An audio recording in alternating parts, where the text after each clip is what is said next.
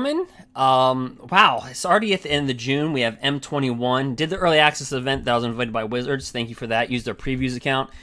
So anyway, what we're going to be doing today is opening up all 50 booster packs of M2020.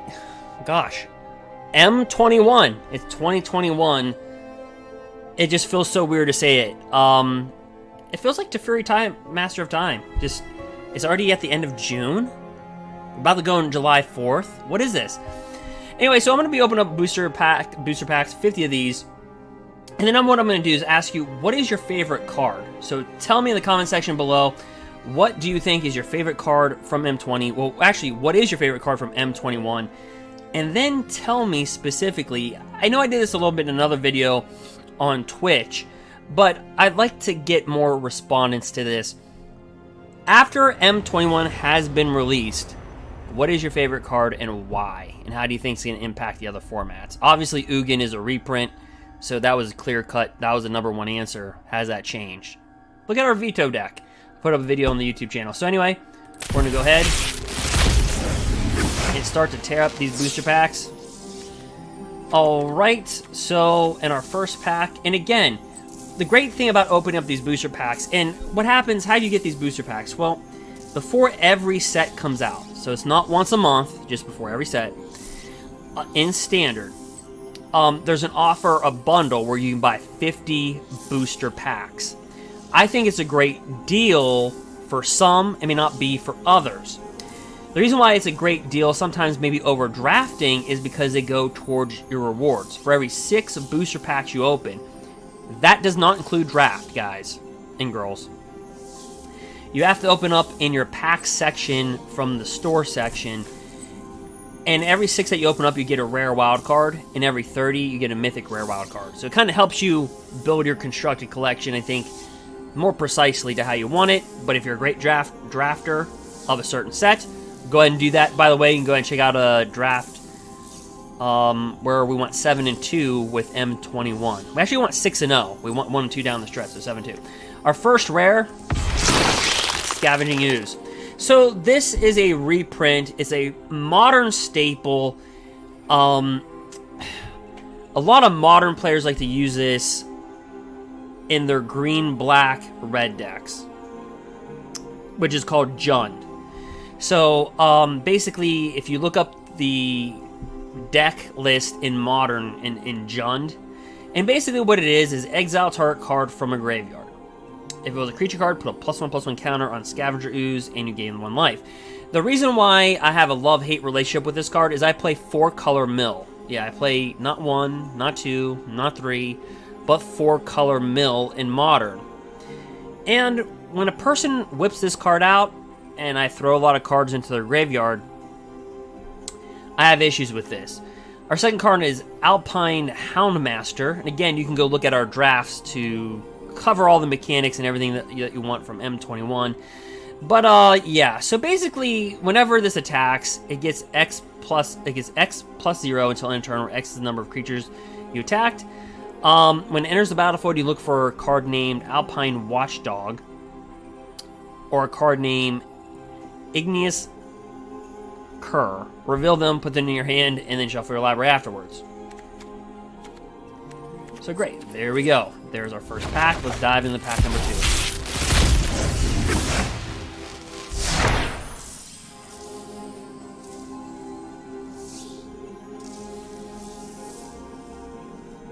Alright, in pack number 2, we have Tide Skimmer.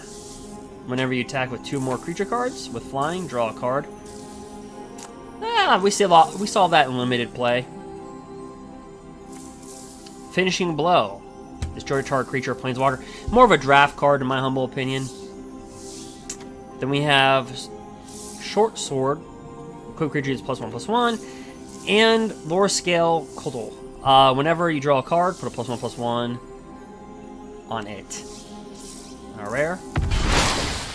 So again, this is another advantage of opening up booster packs, is that you get a rare wild card. So you can't open those in draft. So that's another advantage that you have with opening up those cards. So that's another advantage. Alright. So, there you go.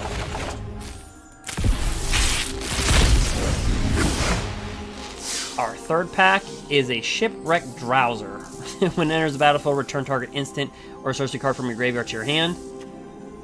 There's a Gale Swooper. When it enters the battlefield, target creature gains flying until end turn. Pretty good in limited. Because if you have a big, say, I don't know, 7/3 creature, it's like, yeah, I'll just give that flying.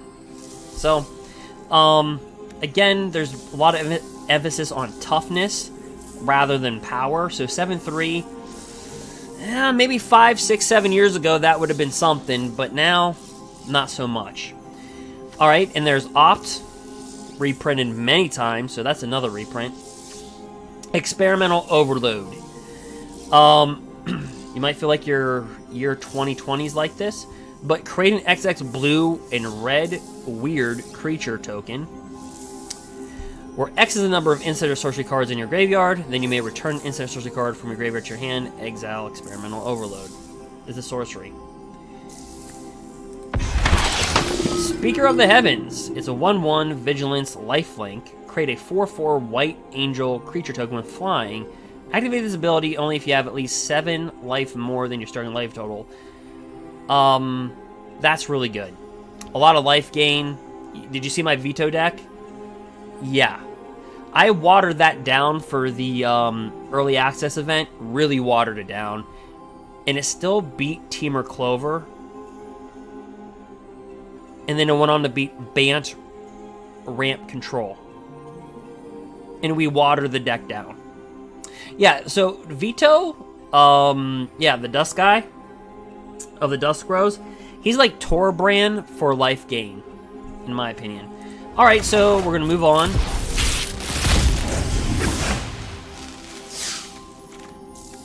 We have Witch's Cauldron, sacrifice a creature, gain 1 life and draw a card. We have Pitchborn Devils. We just have a 4/2 Ogre.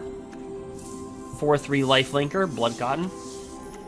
Or Glutton. Sacrifice a creature with Defender, draw a card. We have Rousing Reed. Enchant creature, when it enters the battlefield, draw 2 cards and discard a card.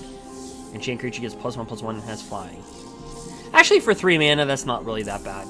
This card has been really good in limited. At the beginning of your combat, you may have target creature gets +2/+0.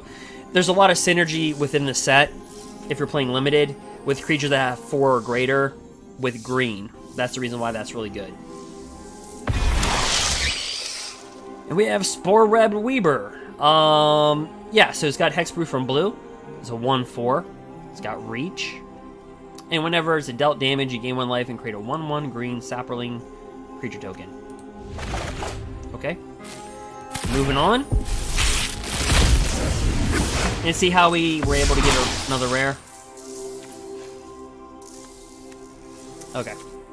So right here we have Light of Promise. Enchant creature has whenever you gain life. That many +1/+1 counters are on this creature. We have this Reign of Revelation. Draw 3 cards and discard a card. This could actually be really used in Pioneer. You know, Pioneer, you have Torrential Gearhulk, where whenever Torrential Gearhulk enters the battlefield, you can cast an instant or sorcery for free. So I could see Torrential Gearhulk possibly using this type of card. And this is what I was talking about having 4 or greater with the synergies in M21. Excuse me. As long as you control a creature with 4 or greater, it can attack as though it didn't have Defender. So, yep. And then our rare, Mazemind Tomb.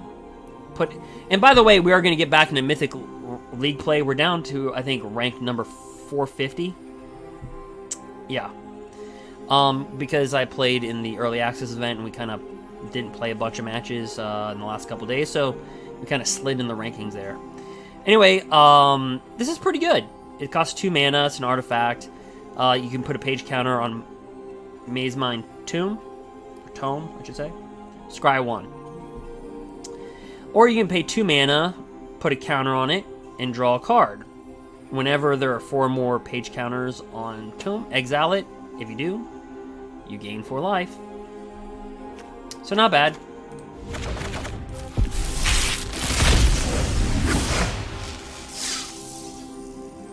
Alright, so we get a Slither Smote Ghoul. At the beginning of your unstep, if you gain 3 or more life this turn, return Ghoul from your graveyard to the battlefield tapped. Sacrifice Ghoul, draw a card. Okay. This is a reprint from M20, spelled Gorger Weird. Whenever you cast a non-creature spell, put a +1/+1 counter on spell Gorger Weird. Pretty good reprint. Alright. And our rare. Yeah, I'm not even going to try to pronounce that. We'll call him Caravaner. So he's a human shaman. He's got haste, pay 1, generic. Another target creature with power 2 or less can't be blocked this turn. Pay 2 and tap it, discard your hand. Until end of turn, whenever a creature you control with power 2 or less deals combat damage to a player, draw a card. So, you know, pretty good in the turn 4-5 bracket if you have creatures that can do that. It has a place, but I don't know if it's in constructed.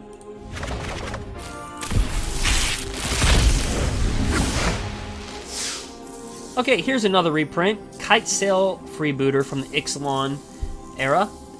Not too long ago. When it enters the battlefield, target opponent reveals their hand. You choose a non-creature, non-land card from it.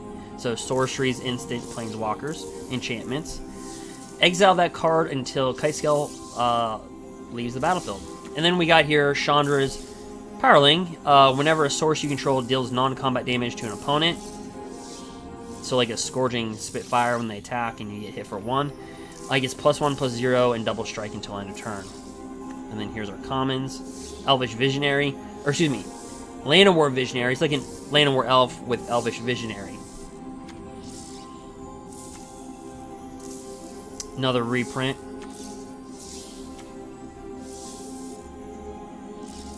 What is our rare? A Feline Sovereign. Other cats you control get +1/+1 and have protection from dogs. Okay. Whenever one or more cats you control deals damage to a player, destroy up to 1 artifact or enchantment that player controls. Alright. There's a lot of cats actually floating in the format.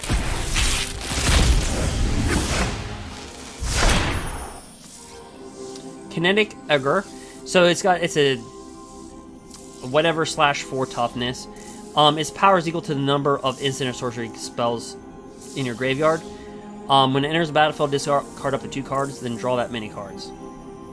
Titanic Growth. Target creature gets +4/+4 until end turn. That's a reprint.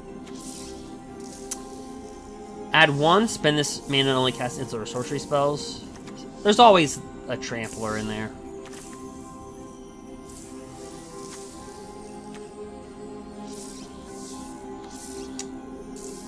Probably the best common we got was Titanic Growth, to be honest with you.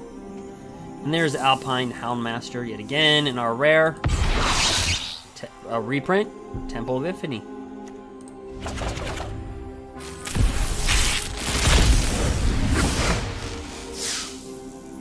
Okay, so here's Cultivate. Search your library for up to 2 basic land cards. Reveal those cards and put them onto the battlefield tapped, and then in the other into your hand. Then shuffle your library. Not bad. A bad deal. This one's kind of bad. You draw 2 cards, and each opponent discards 2 cards, and each player loses 2 life for 6 mana. Yeah. Then here's our commons. Sure Strike has been pretty good in drafting for defense. Not offense, but target creature gets +3/+0 and gains First Strike. So you block with the creature, then load it up.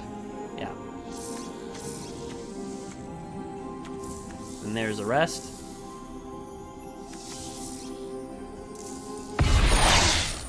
And Necromentia. So basically you choose a card other than a basic land card name. So you can actually choose a non-basic land. You could choose any of the Triomes, Fabled Passage. Don't know why you would do that, but you can. You can search target opponent's graveyard, hand, and library for any number of cards with a name and exile them. That player shuffles their library, then creates a 2/2 black zombie creature token for each card exiled from their hand. So if you exile things from their library or graveyard, it's not going to create a 2/2 zombie. Only if it's from their hand. That's the thing there. So yeah. So kind of, it's not really a reprint, but it's there. All right.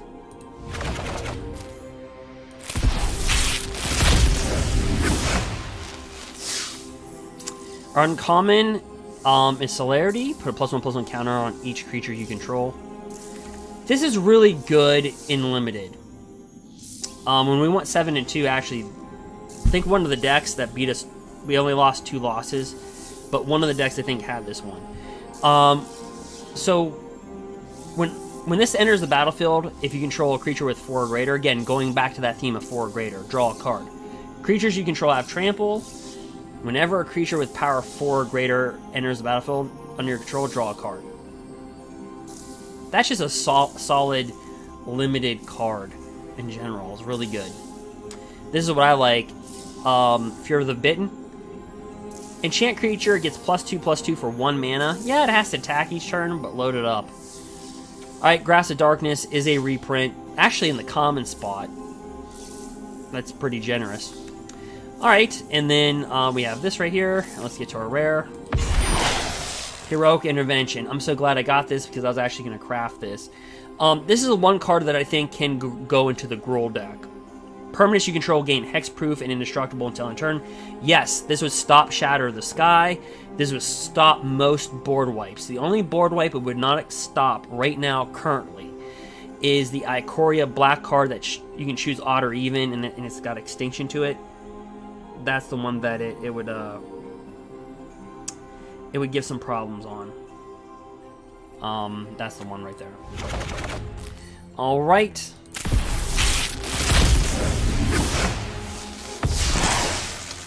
We get an uncommon, so that's kind of that. Okay.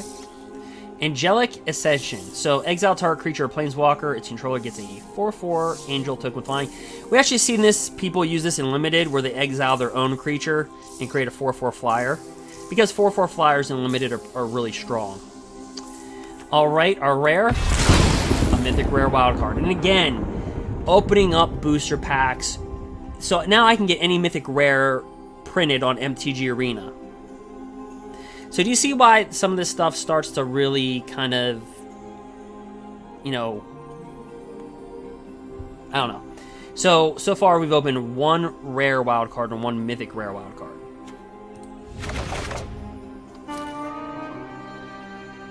All right.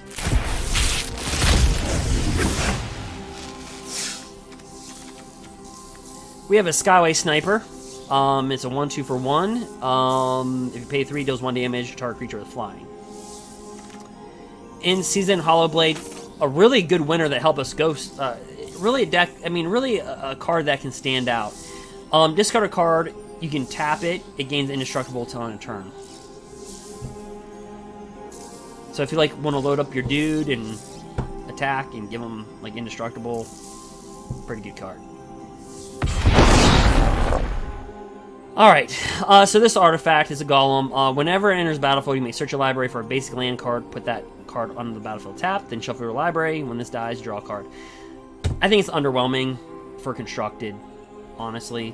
It's a ramp card, but with Cultivate and Risen Reef and Paradise Druid, Leafkin Druid,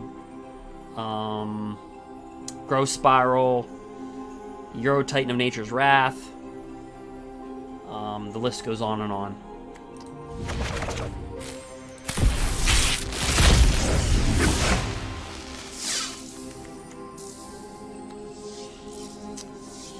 Alright, so right here we have a Canopy Stalker. Okay, so it's 4, it's a 4/2, must be blocked if able. When it dies, you gain 1 life for each creature that died this way. So when you see a card like this, must be blocked if able, you can give it Death Touch and kill one of their big creatures. Here's another one. Dire Fleet Warmonger. So at the beginning of combat of your turn, you may sacrifice another creature. If you do, Dire Fleet Warmonger gets +2/+2 and trample until end of turn. See the truth. Look at the top 3 cards of your library, put one of those cards into your hand, and the rest at the bottom of your library in any order. And you said, like, well, that sounds like an Anticipate, and this is sorcery speed. However, if this spell was cast from anywhere other than your hand, put each of those cards into your hand instead. So you can actually get this out with, what is it, Alchemist? It's that 1 colorless, 1 red, like 1/3 creature whenever you attack. You can return something. It's like you can get that out of your hand. You can cast this out of your graveyard. Or I think Experimental Frenzy would work with this. I think that because you're revealing cards off the top of your library. I believe that's how it would work, right? Kind of have to check that out, actually.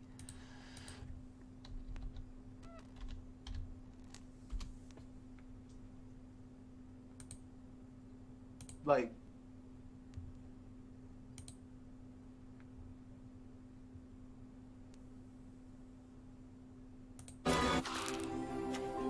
all right. So we're gonna go into our next pack.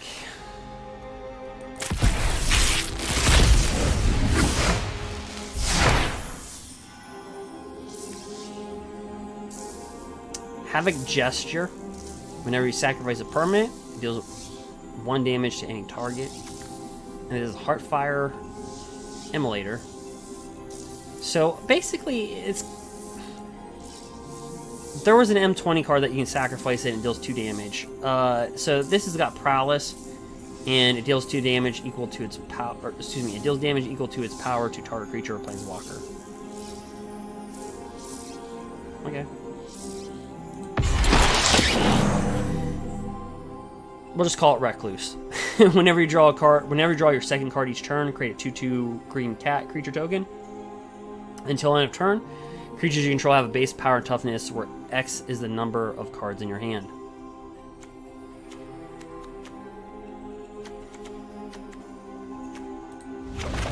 It is legendary.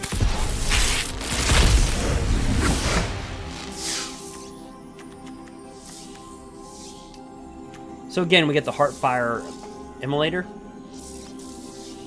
Alpine Houndmaster, Capture Spear, and here we go.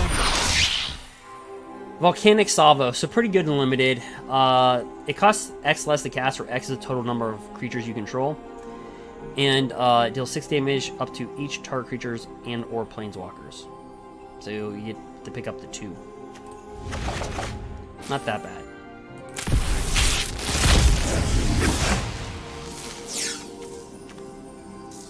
Siege Striker, it's got double strike, it's a 1/1. Whenever it attacks, you may tap any number of untapped creatures you control. It gets +1/+1 until end of turn for each creature tapped this way. And Waker of Waves, it's a 7/7 for 7. When it's on the battlefield, creatures your opponents control get -1, -0. But you can pay 2, discard it. Look at the top 2 cards of your library, put one of them into your hand and the other into your graveyard. Dub. Again, another really good limited card. You can just stack it on a creature and make it bigger. So it gets +2/+2, and an enchanted creature gets first strike also with that. And it's a knight and additional other types. So pretty good. In Temple of Silence, again, another reprint. But there it is.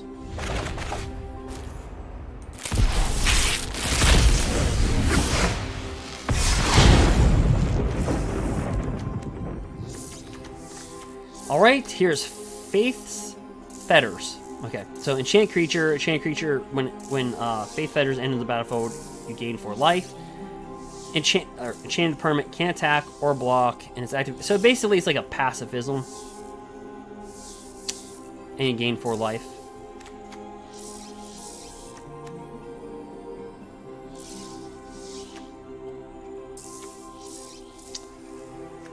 And there we go. I'll throw a possibility. So as an additional cost to cast a spell, discard a card, draw 2 cards. It's a reprint. And then Frost Breath, tap up to 2 target creatures. Those creatures don't untap during their controller's next untap phase. Not bad in a limited. Not bad at all. So let's poke and see what our rare is. Okay, so this thing is strangely good. Again, when we went 7 and 2 in our draft for M21, I have to keep on saying 20. Remind myself to say 21. But anyway, so whenever this becomes untapped, you can pay 2. If you do, draw a card. Whenever an opponent casts a spell from anywhere other than their hand, you draw a card. You discard a card, it can't be blocked. So basically, you discard a card, can't be blocked. Next turn, you pay 2. When it untaps, you draw a card. Basically, summation, that's what the card really does. And again, there's Faith's Fetter. Again, throw possibility. Again, this is a reprint right here. And this seems to be a really big common. I mean, this seems to be like the most common drought. So like, it's a really good card. It's got defenders. For a limited, it's a good card. As long as you control a creature with 4 or greater, when it can attack as though it didn't have defender. So if you're doing your draft, this card will get passed around quite a bit. That's what we saw when I had the early access event to M21. Let's dive into pack number 33. Alright, so here's Riddle Form. Whenever you cast a non-creature spell, it's an enchantment. This becomes a 3/3 Sphinx creature with flying, in addition to other types until end of turn. You pay 3, scry 1. I don't know. Here's a shrine. And I don't know if the shrines are going to be like a gate thing. Remember gates? Okay, so at the beginning of your pre-combat main phase, you may draw X cards, or X is the number of shrines you control if you do discard a card. Yeah, so we saw this in the early access event. People playing with these, and I don't know if it's because our deck was... Again, I watered down that Vito deck. And that is on my YouTube channel. So, we watered that down, and we pretty much were winning quite a bit. I watered that deck way down. Alright, and here we go. Lost but Seeking. You may play 2 additional lands on each of your turns. Pretty good if you're going to be drawing a lot of cards. I don't think Simic Ramp, per se. I would think more of... If you have, like, if you're drawing just a bunch of cards, more so than a Simic Ramp deck. Because Simic Ramp, I guess if when Risen Reef leaves, like when Risen Reef gets rotated out in about 3 months, and Growth Spiral gets out of, you know, I guess people would play with this. But for right now, I don't know. Anyway, so that is it. So here we go. Pack number 32. Okay, so this thing. So you, on the surface, you're like, it's just a 1/1. It's got lifelink.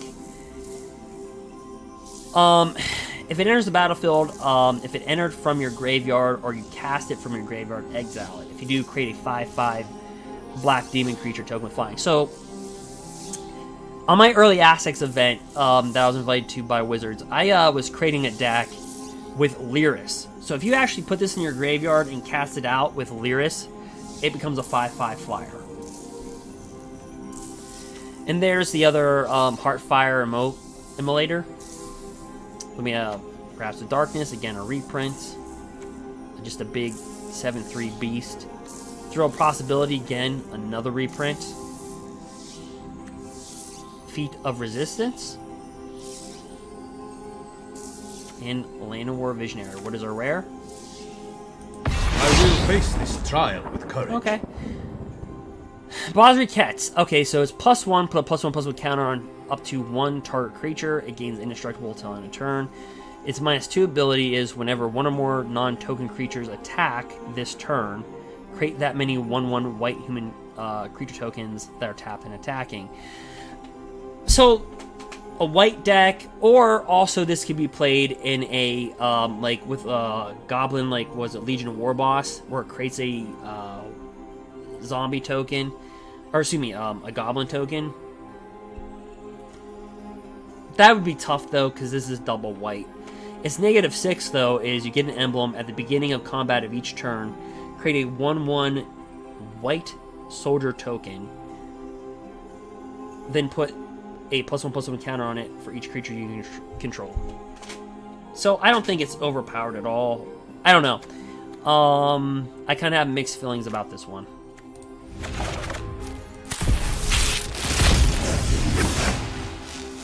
Alright, there's our Siege Striker again, double strike. Whenever it attacks, you may tap any number of untapped creatures you control, and it gets +1/+1 for each creature tapped this way. Remember, it's got double strike. Then there's our Alpine Houndmaster again. Swift response, destroy target tap creature. Cage Zombie. Okay. So what is our rare?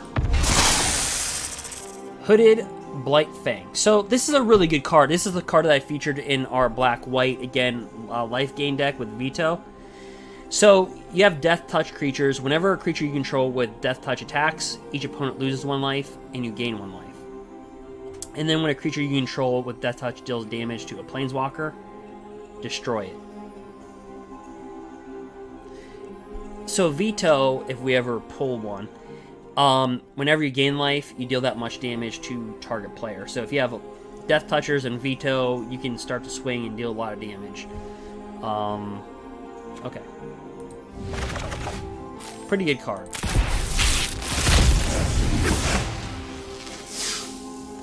Rewind. So this goes back to Urza's Saga block back in the 90s. Counter target spell, untap up to 4 lands.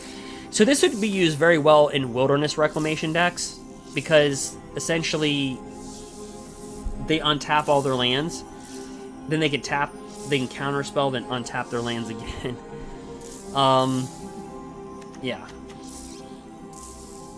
So that's a reprint from a long time ago. Then we have here Hobble Fiend.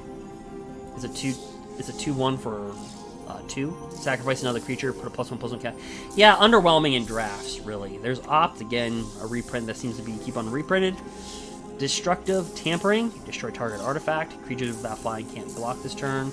And then Track Down. Scry 3, then reveal the top card of your library. If it's a creature card or a land card, draw a card. So basically, if you're like using this in limited and you, I don't know, you're playing with red-green, honestly, you're going to get a creature or land. So it's a really good card in that manner. Alright, in our rare, another Heroic Intervention. Permanents you control gain hexproof. Again, this would protect all your creatures from Shatter of the Sky, Time Wipe, Chaos Wrath, because they all get indestructible. But it does not stop from exile or -X/-X.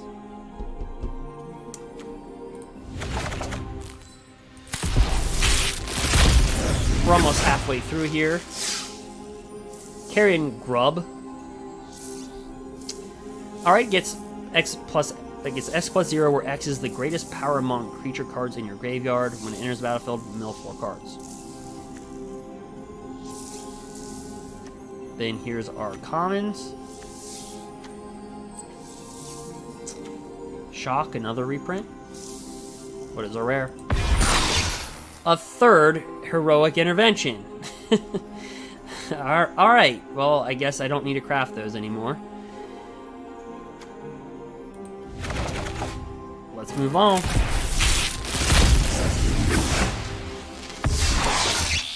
And again, opening up booster packs go to rewards. Okay, so let's talk about this one. Tavern Swindler. It's a rogue. So I created, again, in that black-white control deck that I just put up on YouTube, that you also will be able to see on Twitch, the full gameplay on Twitch. Pay 3 life, flip a coin. This is funny. If you win, you gain 6 life. Why is this important? Well, with Vito, let me go over here for a second, and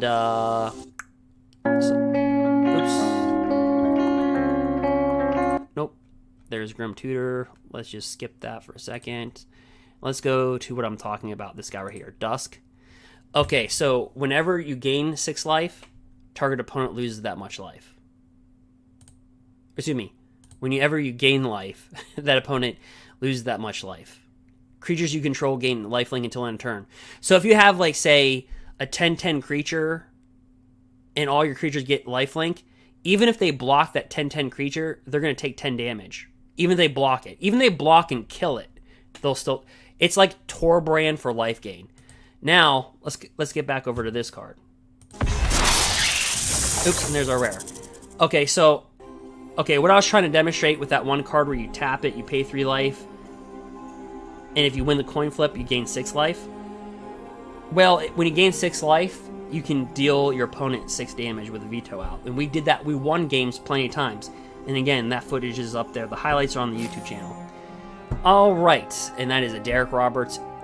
Just type in Derek Roberts MTG for Twitch and YouTube, and you'll find me. All right, so let's go on.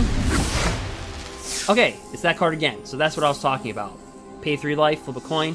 So if you have Vito out, you can hit him for 6 damage. Here's Fungal Rebirth. Return target permanent card from your graveyard to your hand. It's instant too, by the way. If a creature died this turn, create 2 1/1 green sapling tokens. Return to Nature, been reprinted like in every set and standard since M20. Aldrain, Theros Beyond Death. Was it reprinted in Ikoria? I don't know. It's reprinted in M21.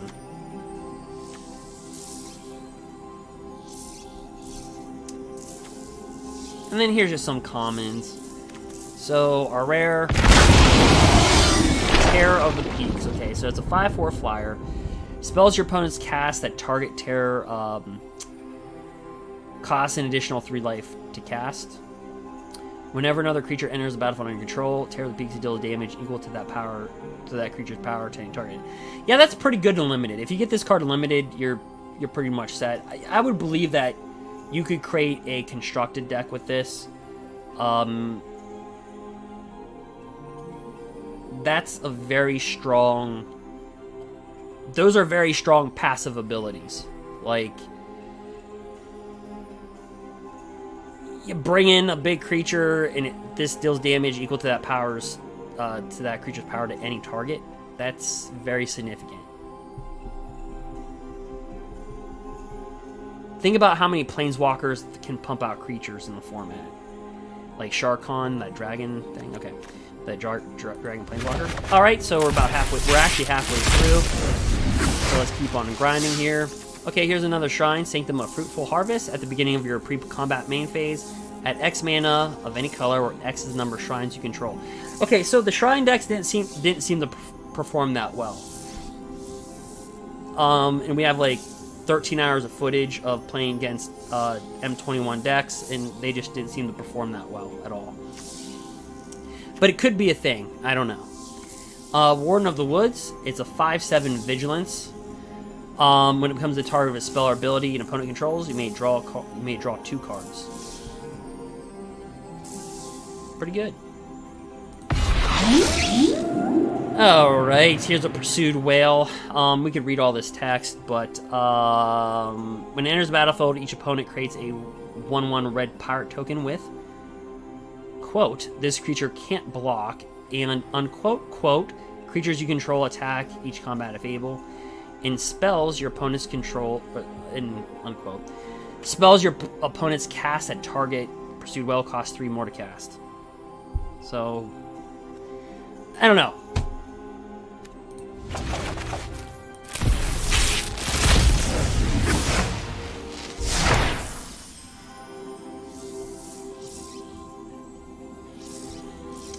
Alright, right here is a, we'll just say Golem. Put target card from graveyard on the bottom of your library. In Sanctum of Tranquil Light, tap target creature. This ability costs 1 less to activate for each shrine you control. We actually saw this in limited, and it does okay if you have enough shrines in the right colors. Here's a big 8/6. Whenever it becomes blocked by a creature, that creature's controller loses 2 life and gains 2 life.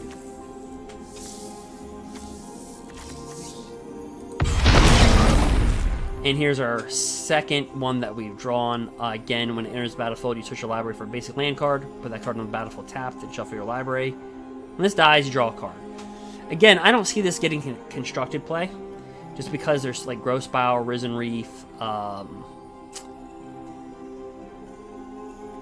like with Paradise Druid, Leafkin Druid, like there's just so much mana producing abilities. Gilded Goose, like this is a 4-dropper.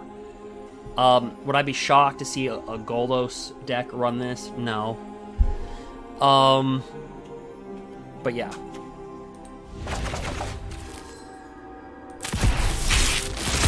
Pack number 26.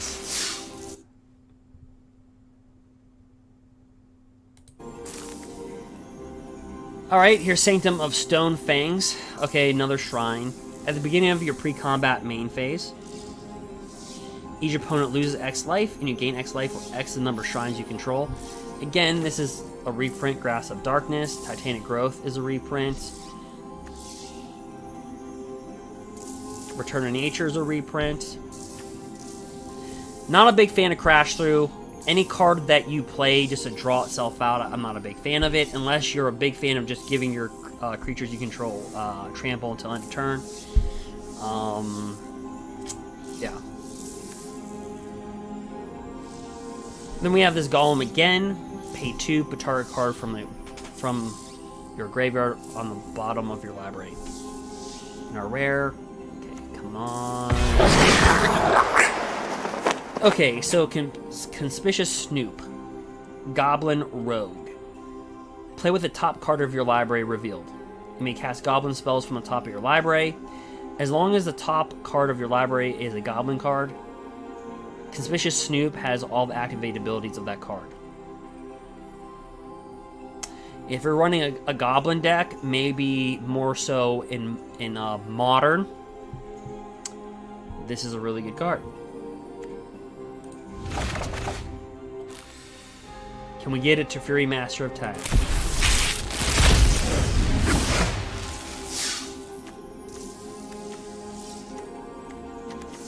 Can it happen? Again, Reign of Revelation's a good card. Draw 3 cards and discard a card again in a Pioneer with Torrential Gearhulk. Remember Torrential Gearhulk from Kaladesh? 4 colorless, 2 blue. It's a, what was it? Was it a 4/5 creature? Or was it a 6/6? I can't remember. Anyway, whenever that would enter the battlefield, you can grab an instant or sorcery card from your graveyard and just cast it for free. So this would be cool in that deck. Alright, so we get Rousing Reed. Prismite, again, a reprint. Destructive Tampering. Cancel, again, another reprint. And King Gladmaster. Target creature gains flying until end of turn. Gyrok the Crown Scourge. So, it can't attack unless you have control 4 or more artifacts. And that sounds restrictive, doesn't it? Not really. At the beginning of your end step, create a treasure token for each non-creature that died this turn. So, just think about this card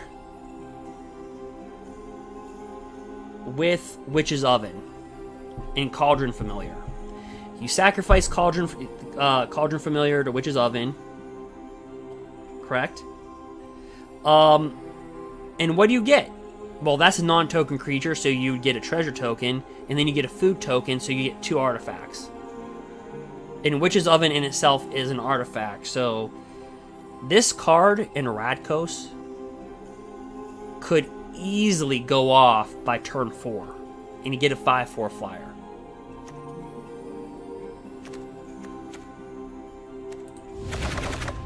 Alright. Come on, Teferi Master of Time. And again, opening packs goes towards your reward. Every 6 booster packs. In draft, that doesn't count, by the way. So in draft, you don't get that advantage. Okay. Sanctum of Shattered Heights. So this is the red shrine. Discard a land card or a shrine card. This deals X damage to any target or planeswalker. Target creature or planeswalker or X's number of shrines you control. We've already went over this.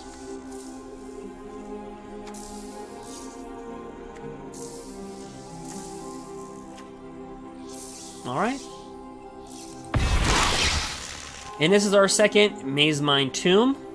And again, 2 colorless, put a page counter on it. Scry 1, so you just tap it. You can pay 2 and tap it, put a page counter on it, and draw a card. And then when this has 4 more page counters, you exile and you gain 4 life. Alright. Whipping through here. 20 more packs to go. Jizaki Elder. It's got Prowess. So whenever you cast a non-creature spell, Prowess, it gets +1/+1 until end of turn. And yes, if you cast 2 non-creature spells during your turn, then you get +2/+2. If you cast 3, you get +3/+3, so on and so forth. Alright, then we have this Riddle form again whenever you cast a non-creature spell. This becomes a 3/3 creature with flying. And you can pay 3, scry 1. So I guess if you open this booster pack for your draft, Prowess would be the thing, right? Non-creature spells. This is another reprint. Alright.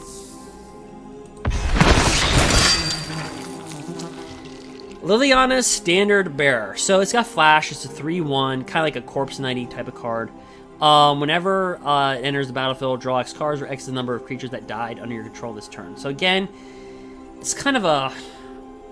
I like Midnight Reaper. I like Midnight Reaper better. That's the card wherever, when a non-token creature dies under your control, you draw a card. I like that better than this. I like Midnight Reaper better. Now, I could see, like, a Mardu Knights deck, when things rotate out, put this in their deck.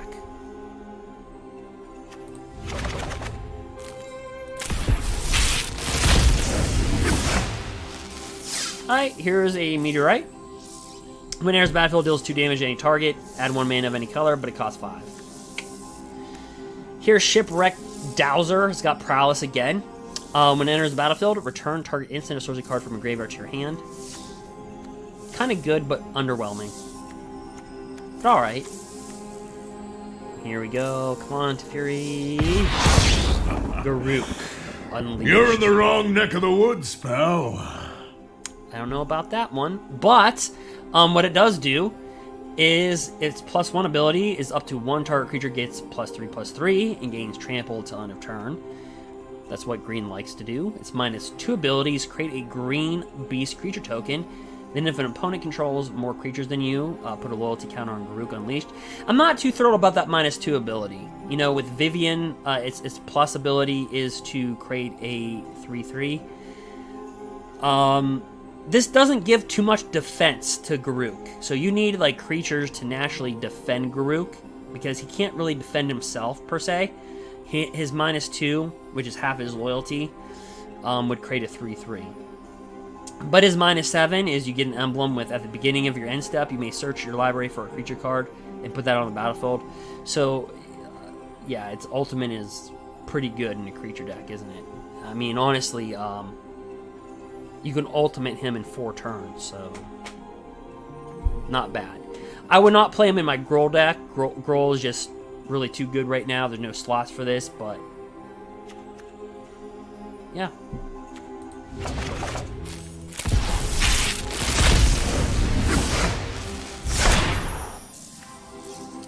There's a Kite Sail freebooter yet again.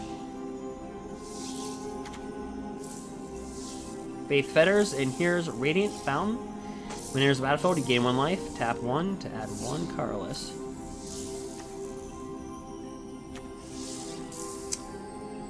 I don't think we got this one, right? So we'll cover this. 6 mana Menace. Enters the battlefield, target creature gets +4/+0 till end turn. Yeah, I mean, good and limited, but 6 mana is really hard.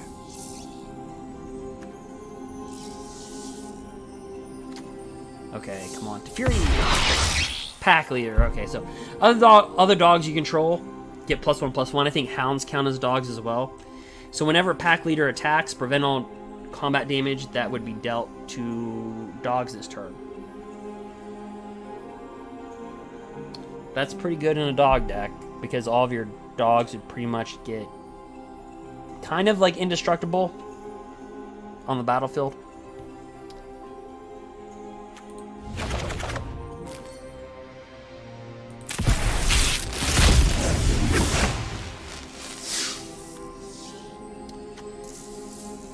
Conclave Mentor.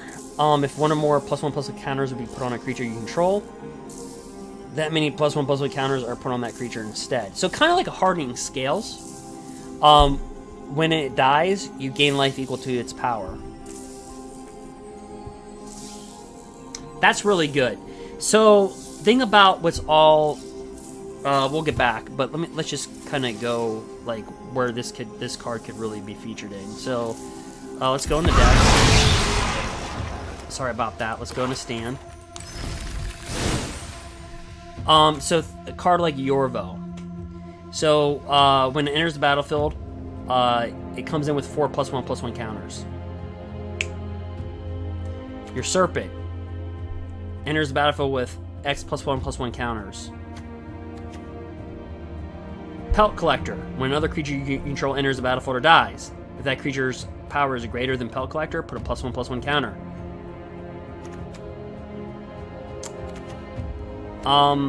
This enters back with a +1/+1 counter. So do you see how the card that we just pulled would have been good?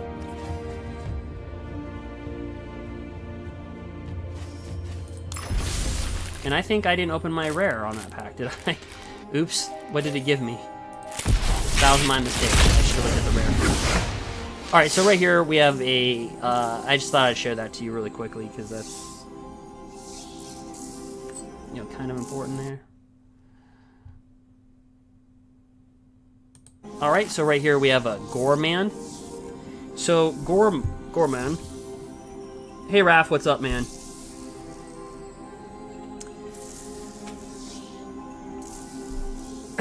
Where's the YouTube love? Yeah, there is some YouTube love. I put on a, if you want to see, I kind of condensed the version of our black-white deck. It was a 2 hour and 45-minute live stream on Twitch, and I kind of condensed a lot of it down to like a 40-minute video on YouTube. But yeah, I see there on YouTube. I just don't have enough monitors to cover everything. But yeah, I go back and forth. But how you been, Raph? So here's this one right here.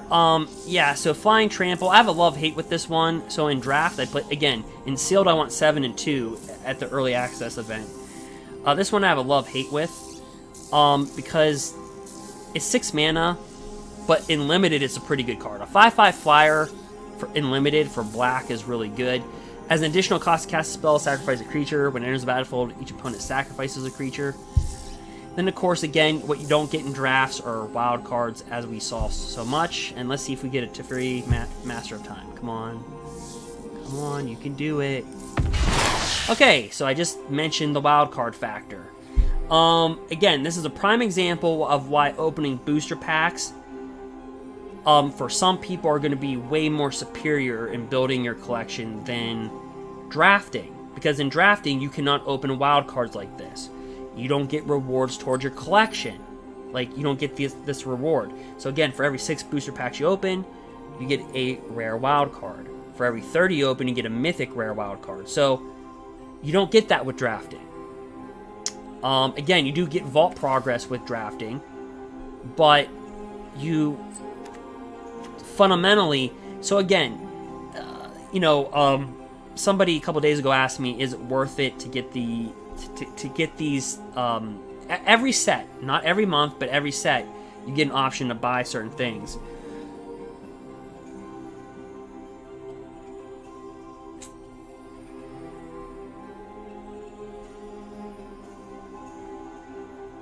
So, Raphael, did you pull a Teferi, like in your booster packs?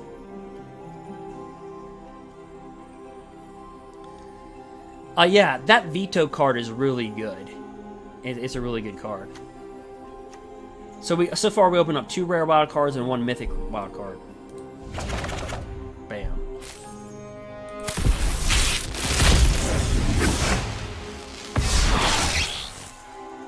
Alright, and here's this. Again, whenever you draw a card, put a +1/+1 counter on it. I don't think this card would be viable right now. I'm just gonna be honest. I think in draft this is a brilliant card if you're in the Simic colors. But it's just the format is just too fast for a 2/2/3 mana creature that doesn't really, you know, if this said whenever a creature gets +1/+1 a counter on it, draw a card, then yes. But right now, I think until things rotate, I don't see a big play with this card. I just don't see it. It's just there's Risen Reef at the 3 spot. There's Euro Titan at the 3 spot. There's I mean, just sitting back and countering somebody's like planeswalker on a turn 3 is much better than playing this. It's a great card. If this card was printed 7 years ago or 8 years ago, this would be a rare. But it just, you know, it is what it is. So we'll just pander over the comments here.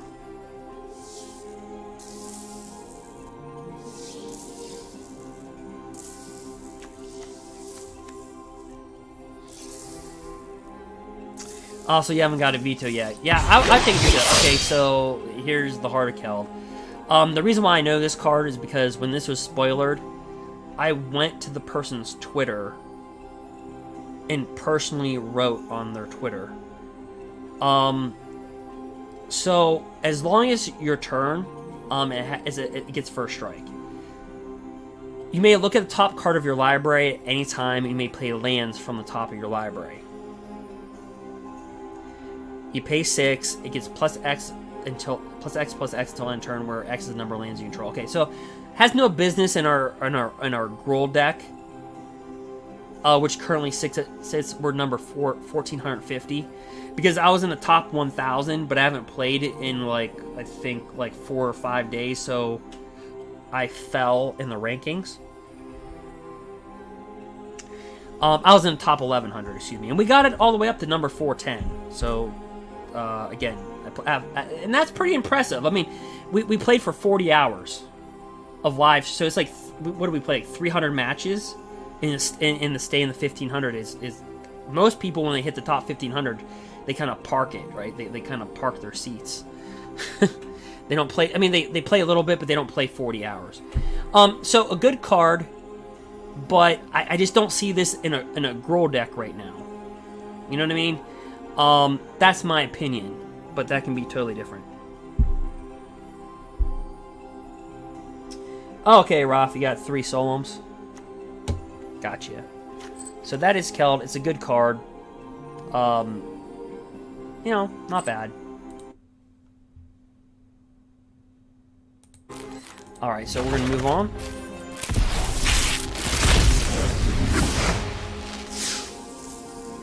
Here's Thrashing Brontodon, a reprint.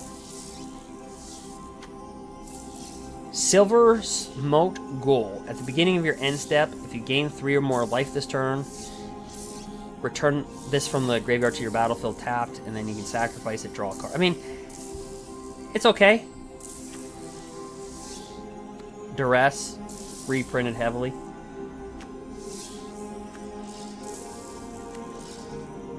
I remember when Duress first came out, people were saying, it never hurts to Duress a Duress. Alright, in our rare, another Recluse. Whenever you draw your second card each turn, create a 2/2 green cat creature token, and then, of course, until end turn, creatures you control have base and toughness, power of XX, or X number of cards in your hand.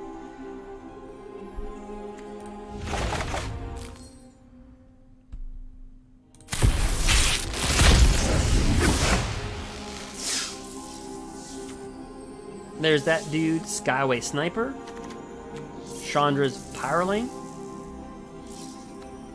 Drowsing Tyrannodon. That would be a great Scrabble word, Tyrannodon. Okay. Burnt Bright, Sure Strike, and Village Rites. Another Terror of the Peaks.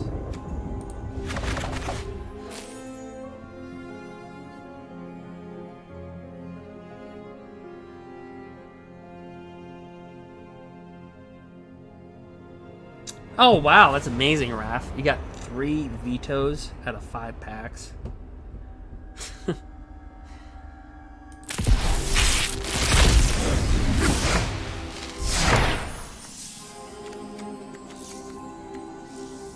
Alright, so here's a Substantiate. Return target spell or creature to its owner's hand for 2 mana. And this thing's a Watcher of the Spheres. It's got flying. It's a 2/2. Creature spells with flying. You cast cost 1 less to cast. Okay. And then whenever another target creature with flying enters the battlefield under your control, it gets +1/+1 until end of turn. And here's a Masticore. So Masticore goes all the way back to Urza's Destiny. This is not a reprint, just a Masticore.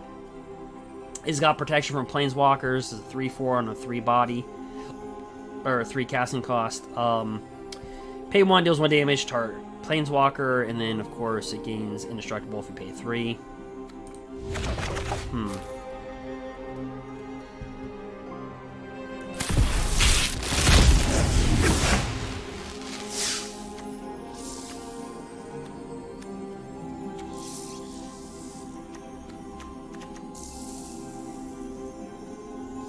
Gain control of target creature until end of turn, so it's kind of like an act of treason.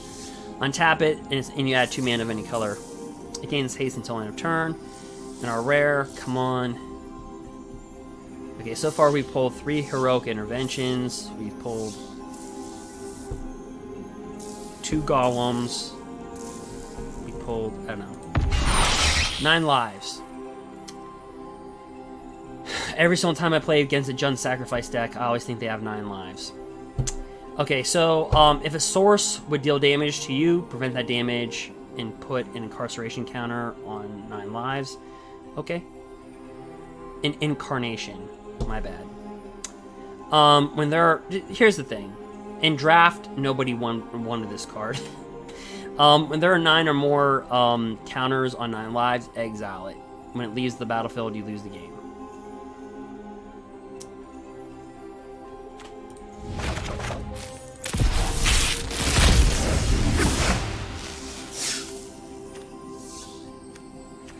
These are just some of our commons.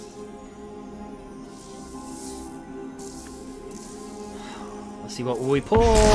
Okay, Mythic Wild Rare. Well, I guess Wrath, that could be a Teferi Master of Time, right? I mean, so far we got 2 rare wild cards and 2 Mythic rare wild cards. So I guess that could be... I didn't pull a Teferi. I mean, I still have 10 packs to go, but I guess that could be...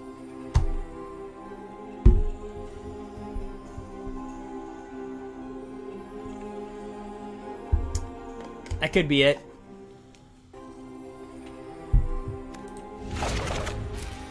Alright, come on. A Vito or a Teferi Master of Time. Let's go. Really good in limited. Havoc Gesture, whenever you sacrifice a permanent, it deals 1 damage to any target. Just to have a 5/5 for 4 colorless and 1 red is really good in limited. Again, Dire Fleet Warmonger.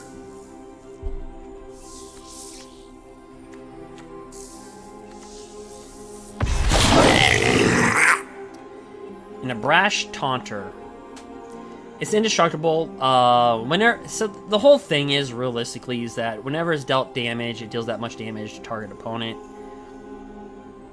So if you put, like, say a lot of these on it, like Fear of the Bitten, it gets +2/+2.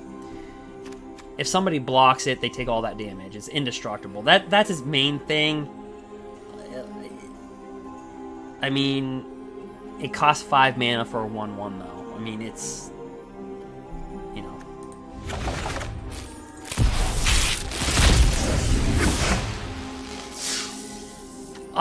Yeah, I would believe that Teferi's a Mythic. Eliminate, destroy target creature or planeswalker with conferred mana cost 3 or less. And here's this thing, Quirion Dryad. So basically, whenever you cast a spell that's non-green, put a +1/+1 counter on this. I think this card's really good. And I would not be shocked if Constructed Play sees this. Like an enchantment deck, where they just load up a bunch of stuff on a creature. Okay, so this is the second one that we opened. It's a Knight. It's 3/1. It's got Flash. When it enters the battlefield, draw X cards or X is the number of creatures that died under your control this turn.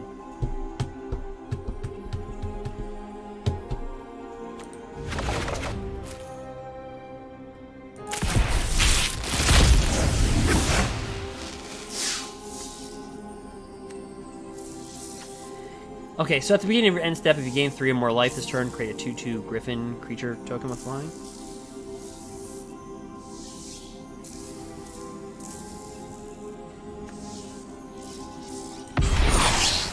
Double Vision. Whenever you cast your spell, whenever you cast your first instant or sorcery spell each turn, copy that. You may choose new targets for that copy.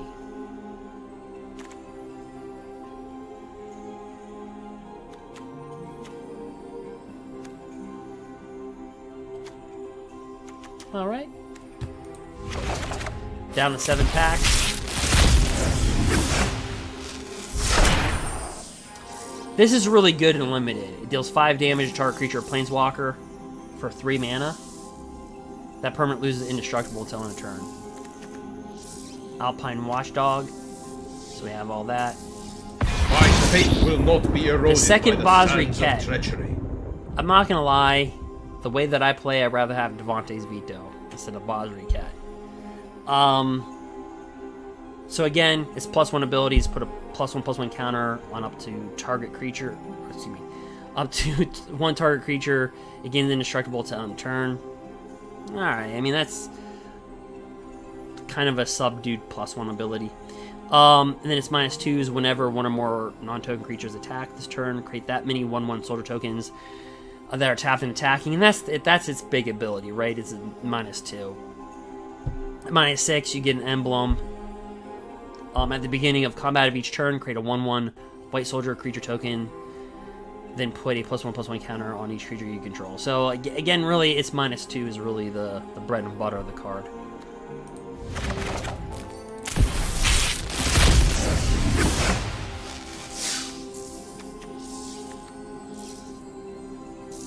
Pretty good card, Goblin Arsonist.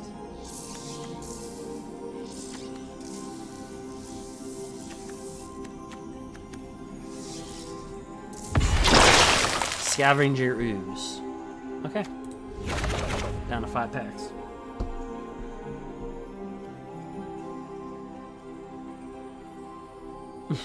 The M21 pass.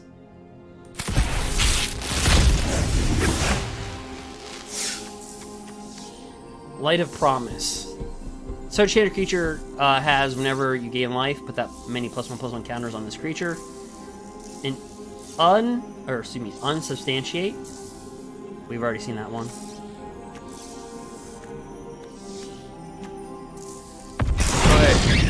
Okay, so I'm just pulling Brasri Kets like they're nothing, because this is the 3rd one. Alright, so I guess I will never need to craft any of these ones. Alright, we've already went over this Planeswalker several times already. I mean, this is like, I'm going to pull a playset almost here.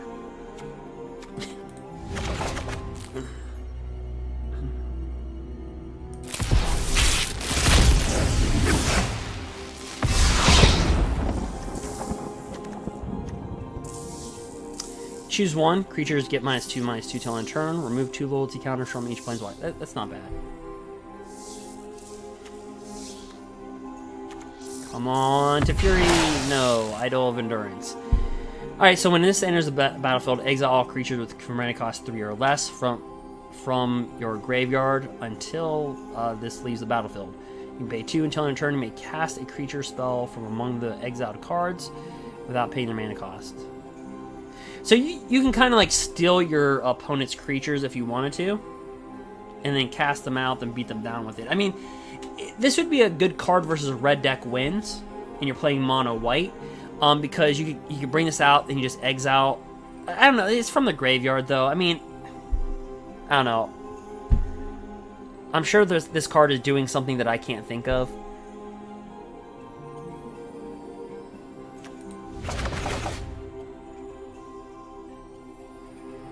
Yeah, right, Raphael. Yeah, mono white. That seems to be my destiny, right? With all the, I got 3 Basri Kets. All right, so, and Raph, I don't think you were, I don't think you're in on the conversation, but I have to ask you, because we did this on Twitch, And I asked people before the set came out. So before I go into this next booster pack, what do you think? Like, so first off, what is your favorite card in M21? And second, what card do you think is going to be the best card that would change the format? So for great example, in War of the Spark, you had Nissa that shakes the world, and then you had Teferi Time Raveler, right? And Nissa can go right into Pioneer, and Teferi Time Raveler can go into every format besides Vintage. But so what is your favorite card in M21? We did this on Twitch, but I didn't really address this with YouTube. So what would be your favorite card? If you had to pick, like, Vito, Teferi Master of Time, like, what card is your favorite? And then, do you think what card would transform? So you have, like, and guys, we'll get back to the 3 packs opening, but, kind of click here. So, like, we have Vito right here, Thorn of the Dusk Rose. So again, whenever you gain life, target opponent loses that much life. You can pay 5. Creatures you control gain lifelink until end turn. Now, I do understand there are a lot of board wipes in the meta. But this was the... So I just want to get the consensus. Because you have this guy right here. But then you also have cards like, you know... Of course, then you have, let's just see here.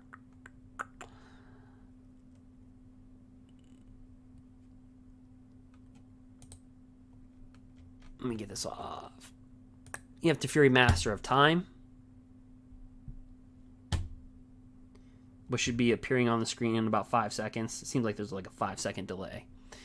So you have Teferi Master of Time.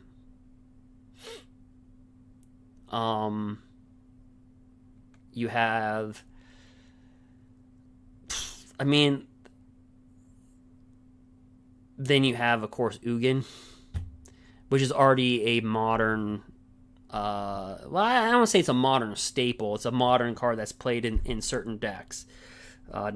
Not the majority of the decks. It's the minority of the decks that is played in, but yeah, it deals 3 damage to any target for its +2. It comes in with 7 loyalty already. It's -X. Exile each permanent card with convert mana cost X or less. -10. You gain 7 life, draw 7 cards, then put up to 7 permanent cards from your hand onto the battlefield. Yeah.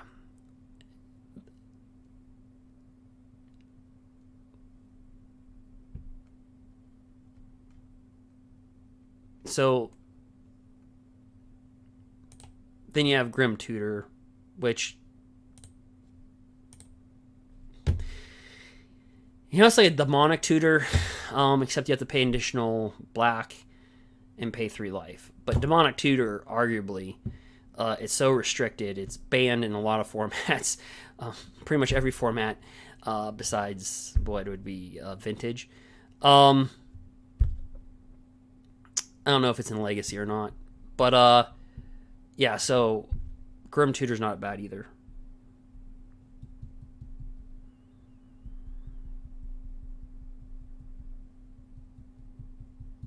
Okay.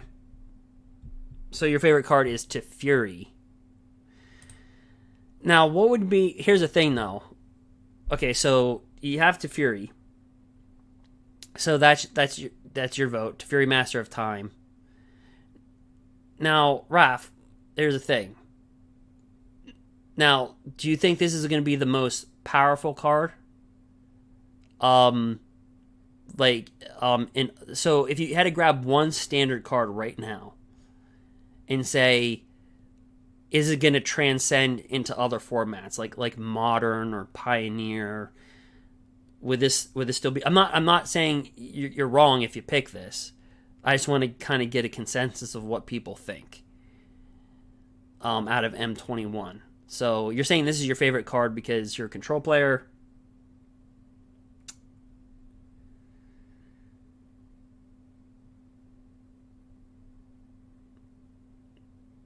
Yeah, and I agree with you on Ugin, because Ugin. I agree with Ugin in the regard of, and I'll get it back on the screen here. Ugin being played in like a ramp deck in standard, yeah. I mean, because you would have to, right? I mean, he cost 8 mana, so in standard it's like only humanly possible to really get him out with a ramp deck if you want to use them at an efficient level, I guess. Yeah, so I agree with that.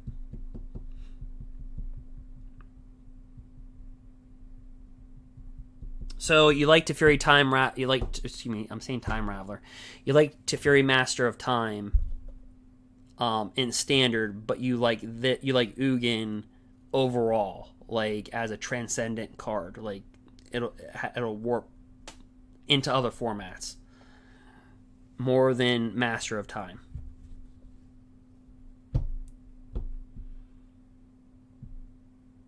Yeah, so I agree.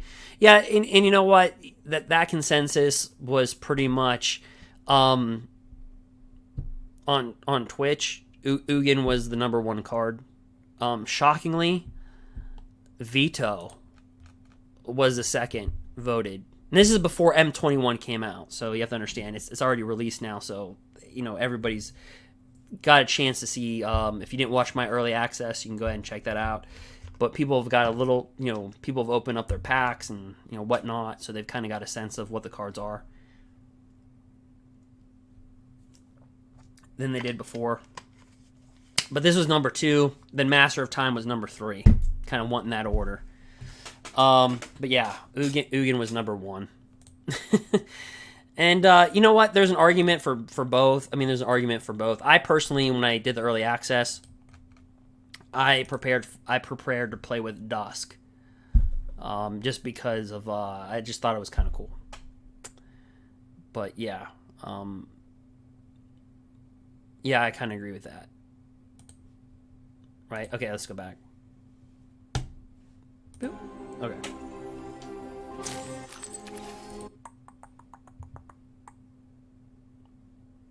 All right.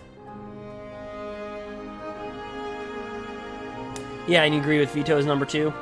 Yeah, I think that was a consensus, right? So on Twitch, we had like 7 or 8 people kind of chiming in, and yeah, they said Ugin was number 1 as being the most transcendent card. They think that can be played. But that was also, they thought the number 1 card in M21 was Ugin. And then they thought that Vito was the number 2 for M21. And then I think Teferi Master of Time came in like at number 3. Alright. So that's kind of the thing here. And so, yeah. So we'll slide right up into those packs.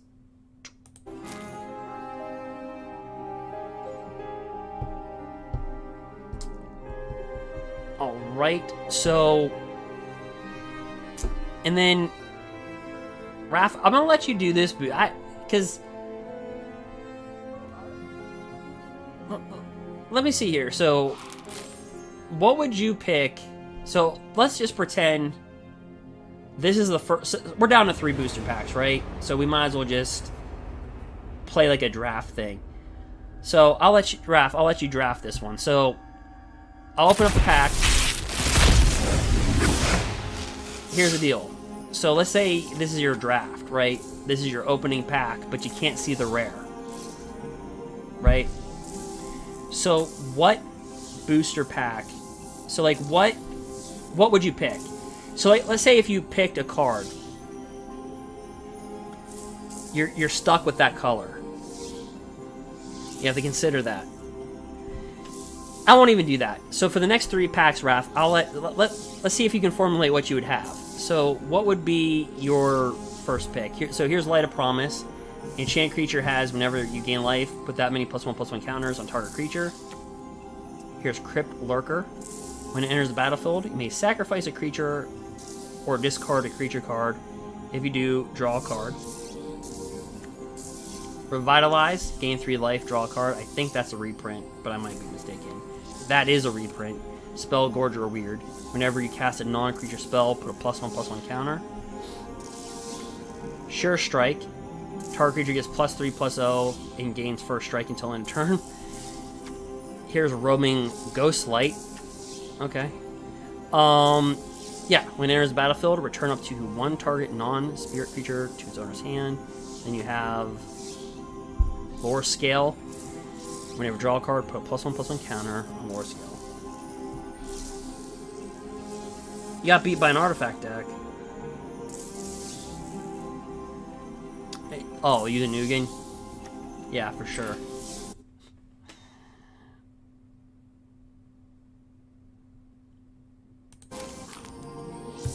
Yeah, for sure. Ugin's, you know, he's pretty good.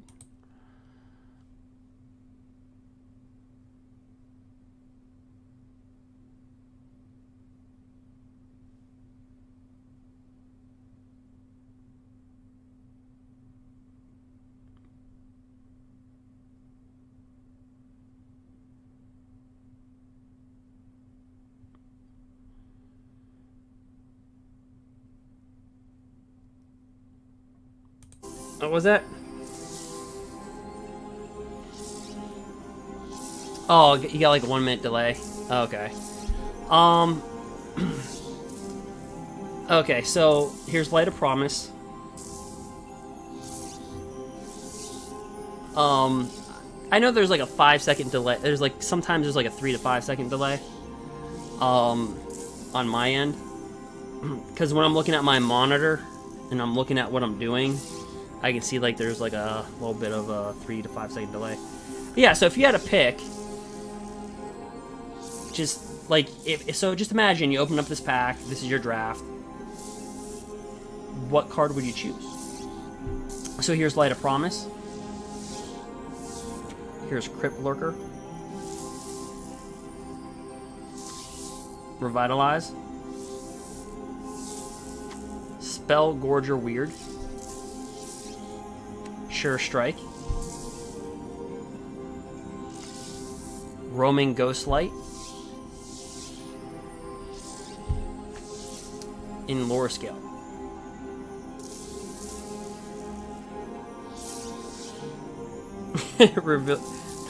Reveal the rare now.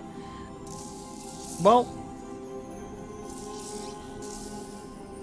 Nin. So which one would you guys pick? I'll show the rare. But if this is your draft, if you're just drafting, because since we're down the last 3 packs, right? I've already opened up 47. So what? So you would pick Revitalize, gain 3 life, draw a card.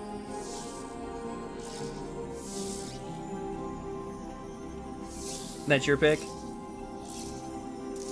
And then 10, what would be your pick? You pick the snake. Without showing the rare. Yeah, of course. We're not. That's without showing the rare.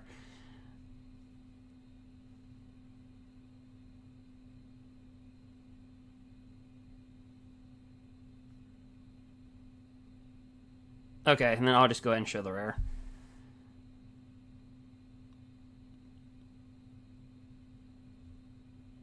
Okay, and before so we're not seeing the rare. I'm a red player in drafting, so I'm gonna go with. So we got Revitalize, we got the snake. I'm gonna go with the Spell Gorger Weirder, and the reason why I'm gonna go with that is because you have things like Sure Strike, or you have things that you can add on to it. That's what I would choose.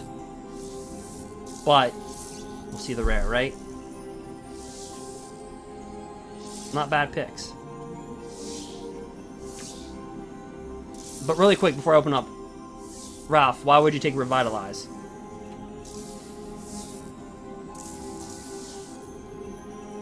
And Nin, why would you take Lore Scale?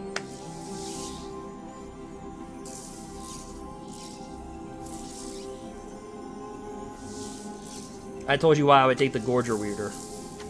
Or spell Gorger Weird.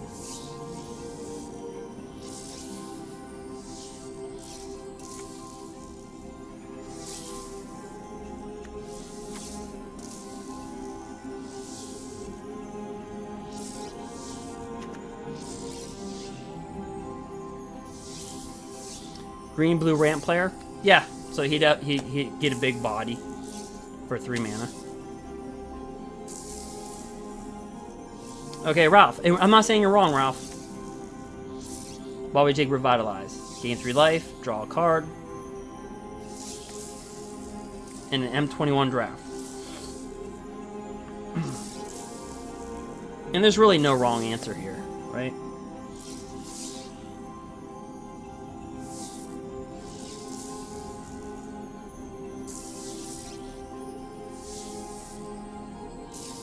Is it because you think the rare is going to be a Vito? Okay, so you go for the draw interruption. Okay.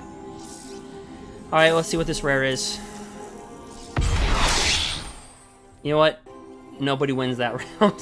This is a Temple of Milady. Yeah. But, yeah, so...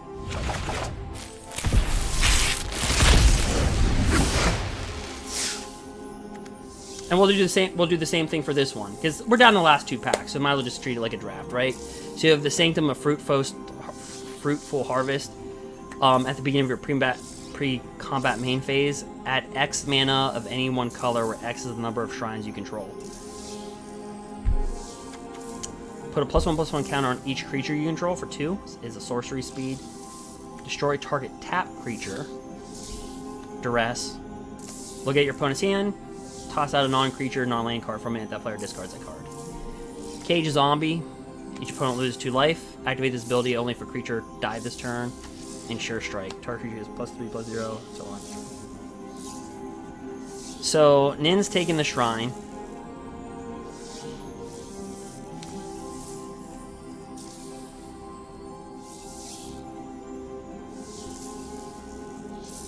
So, Nin's liking the green.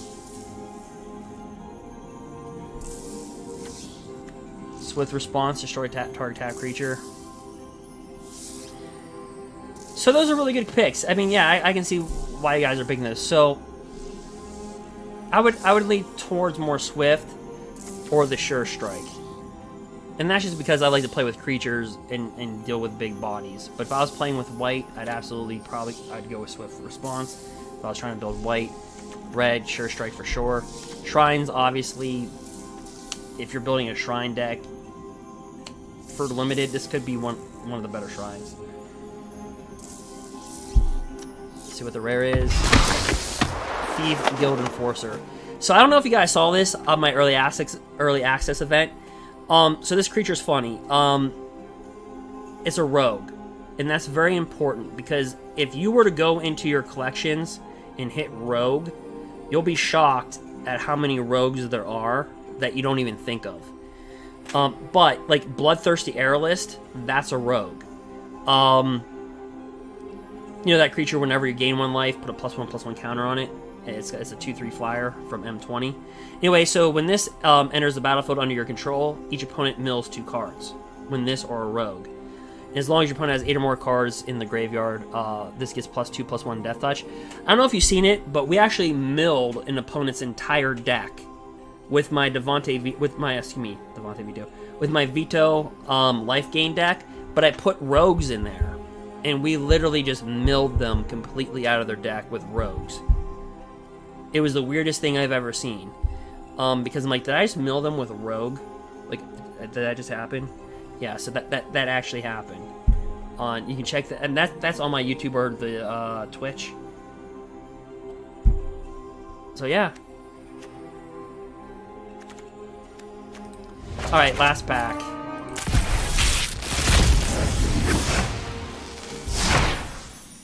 So what would you guys pick? Again, it's a draft.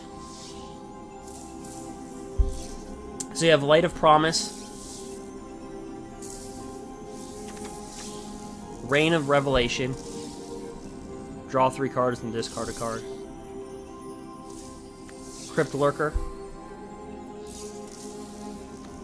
Silent Dart, Spined Megalodon, Life Goes On. Yep, 2020. Alright, and Rebunctious Mutt. When this enters the battlefield, destroy target artifact, enchantment, and opponent controls.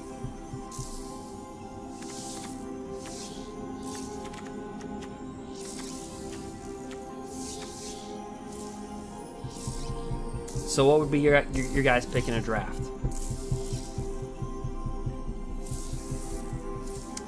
Life Goes On.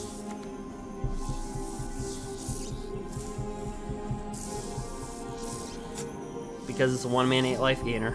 I mean, yeah, it's pretty good.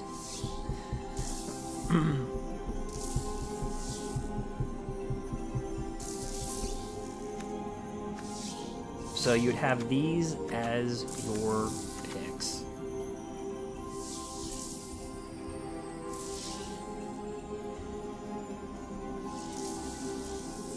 Reign. Oh, Reign of Revelation. Draw 3 cards and discard a card. Okay. And I'll tell you the pick I would have.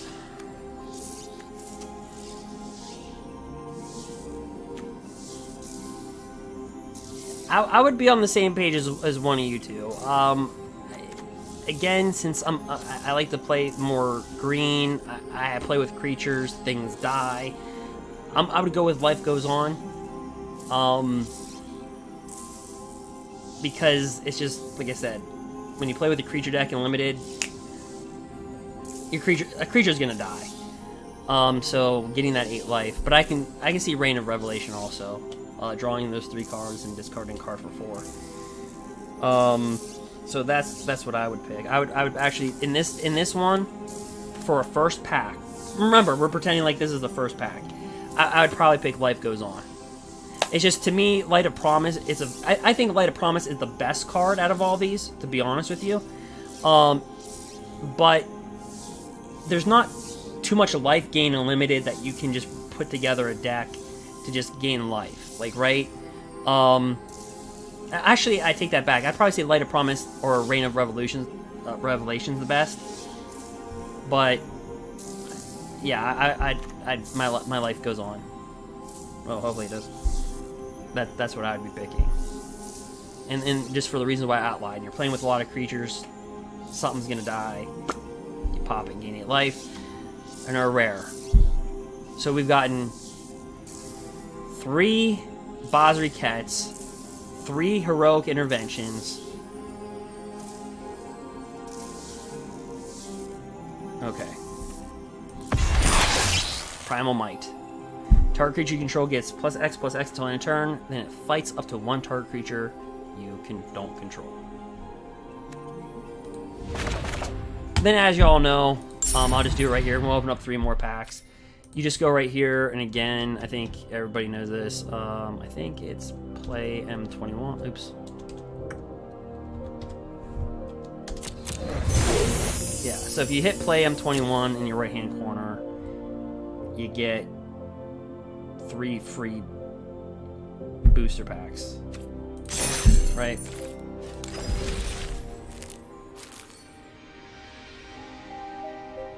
Thanks, Nin. So let's just rip these open. So out of 50 packs, no Teferi Master of Time and no Vito.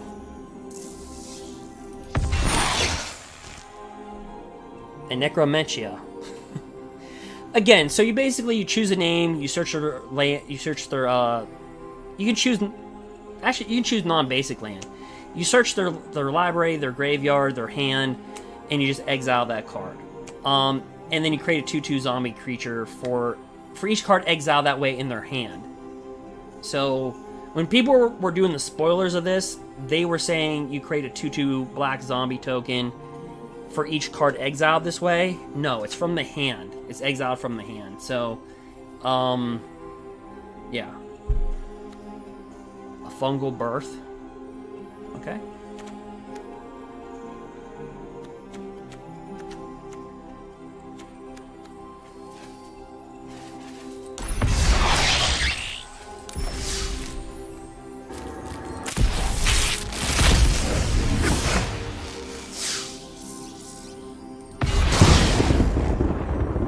Well, I have to say this. I have opened up 3 mythic rare wild cards and 3 rare wild cards. So I can't say that I didn't walk away with a Teferi Master of Time, because, I mean, quite honestly, I can go ahead and craft them with the wild cards that I got. So, I mean, I can't. Alright. But yeah, guys. Great stream. Yeah, thanks for participating in the stream. Like I said, I'll be doing a live stream playing in the Mythic Top 1500. It's what, 7:30? Well, it's 10:30 Eastern Standard Time. So the last pack, our 53rd pack. So we open up 50 packs. So the question is, to me, to you, do you think it's worth getting the 50 packs on MTG Arena?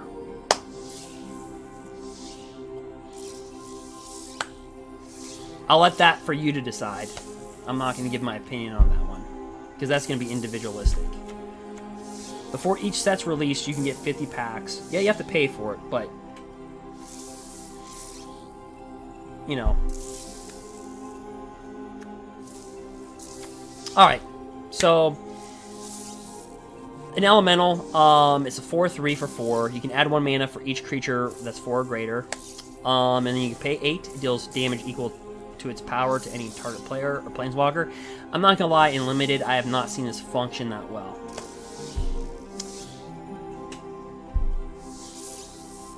You would say 50-50 on the packs?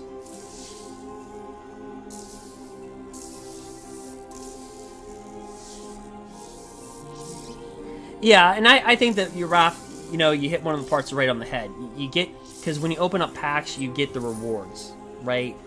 When you draft, you don't. And also, you don't. I opened up 3 mythic rare wild cards and 3 regular rare wild cards, so that helps. You know what I mean? I didn't pull a Vito or Teferi Master of Time, but I can easily now go get them if I wanted to, because of the not just because of the rewards, but just because of what I've opened. And as I just discussed, so right on cue, Johnny on the spot. There you go. You know what I mean? So, I mean, I can sit here and say, well, I didn't open up Teferi Master of Time, but then again, now I've opened up 4 rare wild cards, 3 mythic rare wild cards, and then on top of the rewards that I got. So, I mean, that's why. But you're right, you know, and so that's the thing, because people are on the fence. Do you get the 50 booster packs? Which one? And there was somebody else that was gonna get the. They didn't get the 50 booster packs, but they got the where you get the Teferi Master of Time, the alternate art of that, and you get like free drafts and everything like that. They went with that. I went with the packs, and other people just want to go with the Master A Pass. So that's kind of why I do these videos. I'm gonna leave my opinion out of it, but so yeah. So to recant, we open up 3 Teferi's Master of Time. So let me click over. So just to kind of give you a rewind here, let me go. I did not open any of that, which I was hoping to open. I'm not gonna lie to you. I was really wanting to open a Vito. But again, getting those 4 wild cards and 3 mythic rare wild cards. I mean, that's 7 rare wild cards I can go fetch things for. So, I did not get a Teferi Master of Time. But again, I can go ahead with the wild cards and get it. We did get, like, Basri Ket, like, I just, you know, let me flash over back. So,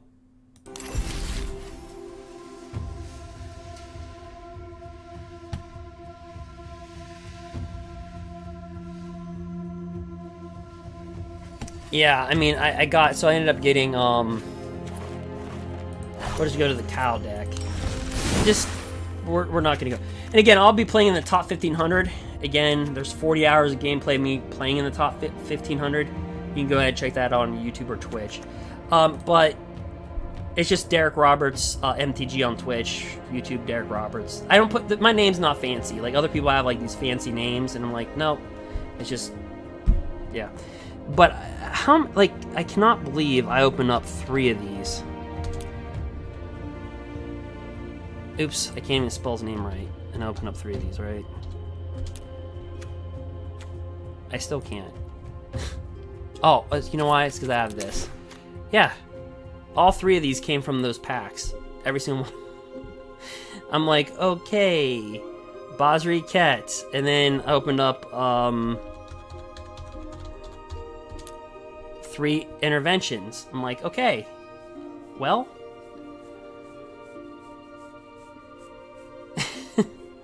So overall, it wasn't bad. I mean, I actually was I would have crafted Heroic Intervention. I'm not gonna lie to you. So it saved me for the Gruul deck, because if somebody wants to Shatter the Sky, like all the board wipes, guys, let me show you how many board wipes there are. Ready? It's like, well, if he gets Spell, that would really help. Shatter the Sky. Destroy all creatures.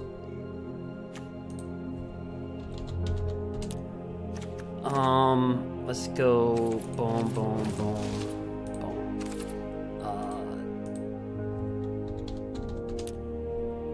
Okay, maybe it's separate, right? Time Wipe. Destroy all creatures.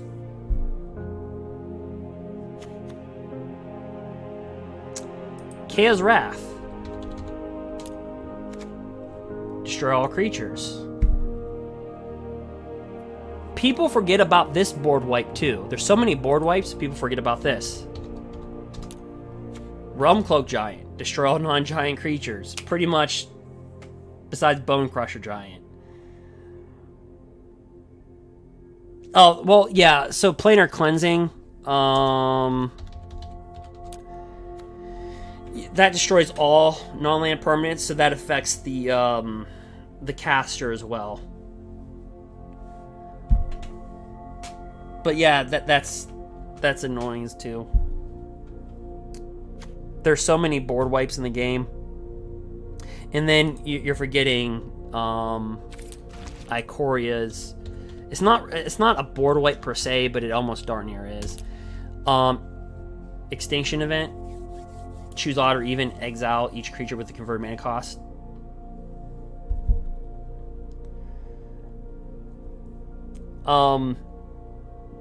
So with all the board wipes in the game, Heroic Intervention. Now, Heroic Intervention can't save you from this one, because if anything says Exile, Indestructible doesn't matter.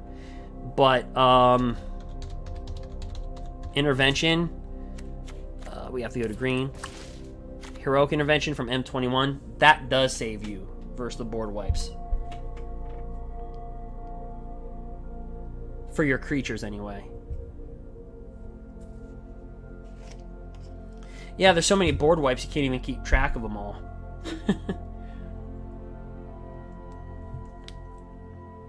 I mean, there's so many board wipes that people even forgot about the Realm Cloak Giant. Like I said, people forgot about, people forgot about this one.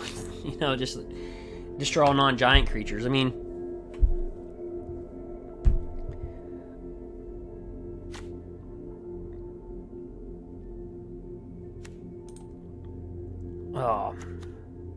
and if you saw one of my with my Gruul deck, I'll show you. Where's Gruul? Number 76. Where's deck number? Okay, right there. All right. So I did play Mardu in the top 1500, but Gruul performed the best in the top 1500 because here's why. So Gruul, what beats a board wipe? Haste. Protection from blue. So this can't be Teferi Time Raveler. It can't be countered. You can't even Nicol Bolas this thing. If you're saying... So, like... And then you have Questing Beast, right? Then you have Girl Spellbreaker. So, but there was a match where there's a new deck there's a deck running around, and like I said, this is what I've said at the beginning. I said before M20 was released, and then also on my sideboard I have 4 Robber of the Rich. So control decks will have more cards than you do. So if a player has more cards in their hand than you exile their top card of their library, and then during any turn you attack with a rogue, you can cast that card and spend it. You can spend mana as though. So when I play versus Teamer Reclamation or I play versus Sultai Control, I don't play with my Return to Natures. I don't do that anymore. I just board in 4 Robber of the Rich and just try to steal their crap. And if they, and then I just I'll board in another Shifting Ceratops. So then you have so many hasters, right? You have the Robber of the Riches, you have the Shifting Ceratops, you have the Questing Beasts, you have the Girl Spellbreakers, and then you just try to break them. It's a tough matchup, but I played versus a deck it's a deck that's running around. It has 18 planeswalkers. Yeah, 18. So it's got 4 Teferis.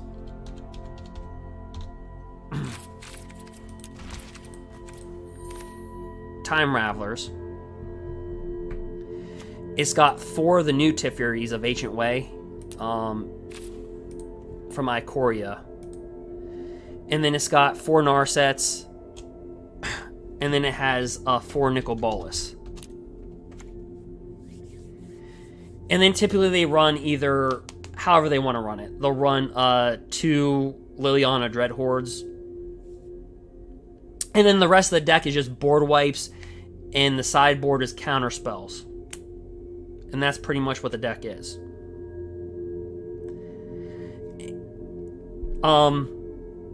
So that's that.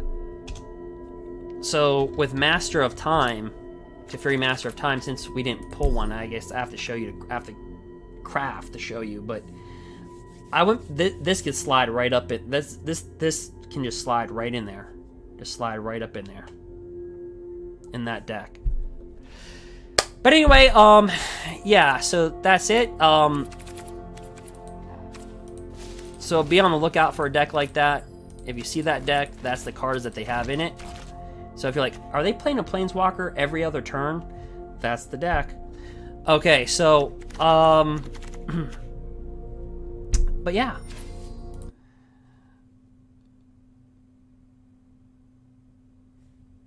Something real quick. But yeah, so, anyways, guys, thanks for watching. Seems like everybody's voting Ugin as the #1 card for M20. Yeah, so thanks for Nin, Raph, also those that are on Twitch as well. But anyway, yeah, so thanks for watching, and then again, I'll probably do a live stream playing in the top 1500, but I just thought I'd open up the booster packs, kind of show people more of the set, and then also just kind of see what you think you would, if you think it's worth it. Some people weigh the Master A pass versus this versus that, and so yeah. So anyway, guys, thank you for watching, and also feel free to follow and subscribe. Thank you. Until next time, I'll see you there. And again, so we've opened up 53 booster packs. You can go ahead after this video is done and rewatch it. And again, seemed like everybody's pick was Ugin as the best card for M21 before M21 released, and after it's released, Ugin still seems to be the dominant card that's gonna transcend. But anyway, thank you for watching, and again, if you're just joining this, well, then you can just rewatch it after this is over, and you'll get to see 53 booster packs being opened. Anyway, guys, thank you for watching, and again, follow and subscribe. Take care, and also have a good night, Ralph. And again, I might be up tonight playing the top 1500, so you might see me in about 15-20 minutes if you want to see top 1500 play. All right. Well, thank you for watching again. This was the draft. This is 53 packs opening of M21 on MTG Arena. Thank you for watching. Till next time, thank you.